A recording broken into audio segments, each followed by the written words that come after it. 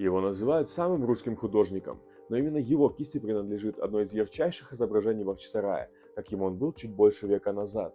Борис Кустодиев известен модернистскими полотнами, созданными под впечатлением от русской народной живописи.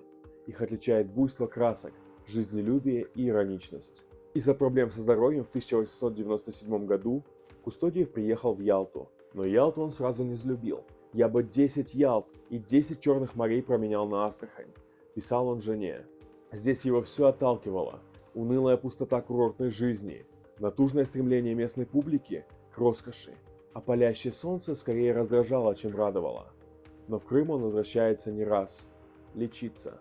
В 1915 году Кустодиев, уже прикованный к инвалидной коляске, попадает в Бахчисарай и, увидев настоящую крымско-татарскую жизнь, влюбляется в этот город, оказавшийся неожиданно близким духу его творчества. Здесь он видит то, что любит больше всего – бьющую ключом жизнь, свет и искренность человеческих характеров и много-много ярких красок.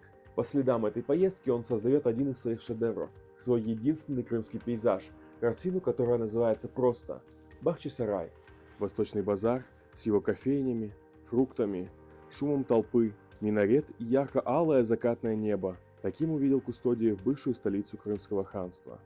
В 2019 году оригинал полотна ушел на аукционе в Лондоне за $2 миллиона и отправился в частную коллекцию, а акварельный эскиз картины можно увидеть в Национальной галерее Армении.